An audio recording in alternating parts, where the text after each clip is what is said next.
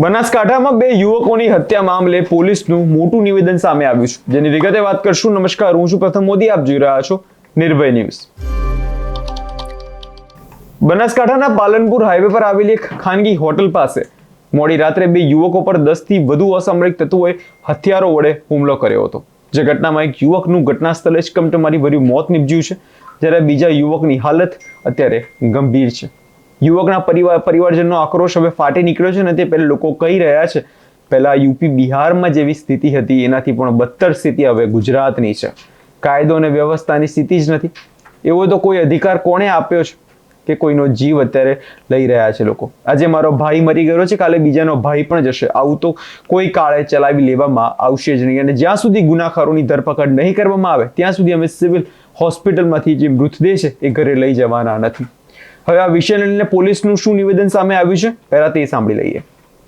Okay sir, પાલનપુરમાં હત્યાની ઘટના બની છે, શું છે સમગ્ર મામલો? પોલીસ કયા પ્રકારની કાર્યવાહી કરી છે? બનાસકાંઠા જિલ્લામાં ગત તારીખના રોજ રાત્રે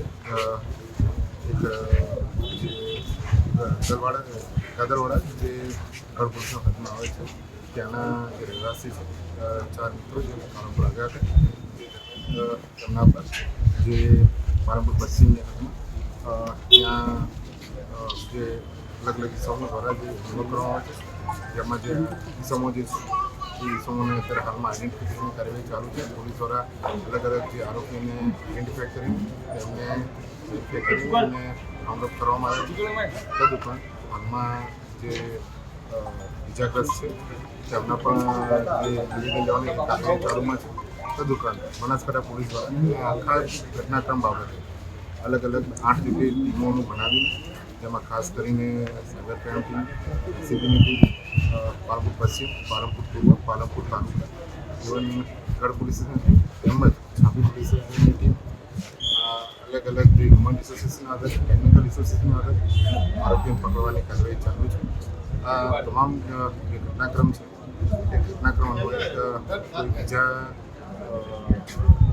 પગલાં લેવાના થશે તો તે બાબતે પણ તે મરણજના તેમના પરિવારજન અને તેમને સાથે રાખી અને ન્યાય મળે અને ઝડપથી ન્યાય મળે અને તમામ પકડાઈ જાય એ માટે બનાસકાંઠા પોલીસ હાલમાં કાર્યરત છે. ઘટનાના કોઈ સીસીટીવી ફૂટેજ સામે આવે છે?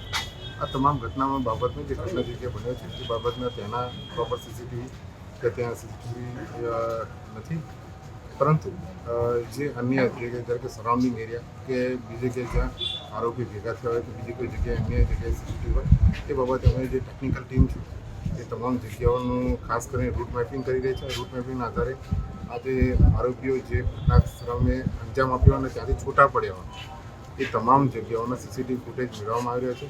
અત્યારે હાલની તારીખમાં બનાસકાંઠા પોલીસ દ્વારા અલગ અલગ જગ્યાઓના જે સીસીટીવી ફૂટેજ છે એનું એકત્રીકરણનું કામગીરી બી ચાલી રહી છે અને જેમાંથી જે જ્યારે પણ આ જે મામલો જ્યારે કોર્ટમાં ચાલે ત્યારે આરોપીને બચવાની કોઈ તક ન મળે એ માટે એમને જે સરાઉન્ડિંગ જેટલા પણ એરિયાના સીસીટીવી છે એમાં ગુનાના કામે કબજે લેવામાં આવશે. કેટલા આરોપી છે એવું કોઈ જાણવા મળ્યું?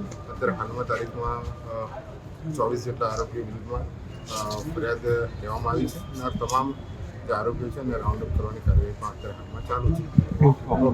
પોલીસનું કહેવું છે કે અલગ અલગ હ્યુમન ઇન્ટેલિજન્સ અને ટેકનિકલ ઇન્ટેલિજન્સના આધારે આરોપી પકડવાની કાર્યવાહી હાલ અત્યારે ચાલુ છે. અત્યારે કોઈ બીજા પગલાં લેવા થશે તો પણ તે પગલાં લેવામાં આવશે. મૃતકના પરિવારજનોને સાથે રાખીને તેઓને ન્યાય મળે તે માટે હાલ અત્યારે બનાસકાંઠાની પોલીસ અત્યારે કામ કરી રહી છે. ઘટનાસ્થળ પર સીસીટીવી ફૂટેજ નથી, પરંતુ ટેકનિકલ ટીમ આસપાસના વિસ્તારોનું રૂટ મેપિંગ કરીને સીસીટીવી ફૂટેજ એકત્રિત જે કરી રહી છે, જેથી આરોપીઓની જે હાલચાલ જે છે જોઈ શકાવામાં. હાલમાં 24 જેટલા લોકો વિરુદ્ધ જે છે ફરિયાદ કરી લેવામાં આવી છે. બનાસકાંઠા પોલીસે સમગ્ર ઘટનાની તપાસ માટે 8 અલગ અલગ ટીમોની જે છે રચના કરી છે. આ ટીમોમાં સાયબર ક્રાઇમ, એલસીબી, પાલનપુર પશ્ચિમ, પાલનપુર પૂર્વ, પાલનપુર તાલુકા ગઢ અને છાપી પોલીસ સ્ટેશન જે સમાવેશ આમાં થઈ રહ્યો છે. અત્યારે આરોપીને પકડવા માટે હાલ પોલીસ અત્યારે તાત્કાલિક ધોરણે કાર્યવાહી હાથ ધરી દીધી છે. આ વિષયને લઈને તમારો શું અભિપ્રાય છે તે કમેન્ટ કરી જરૂર જણાવજો અને અમે ચેનલ નિર્ભય ન્યૂઝને લાઇક, શેર અને સબસ્ક્રાઇબ કરવાનું ભૂલશો નહીં.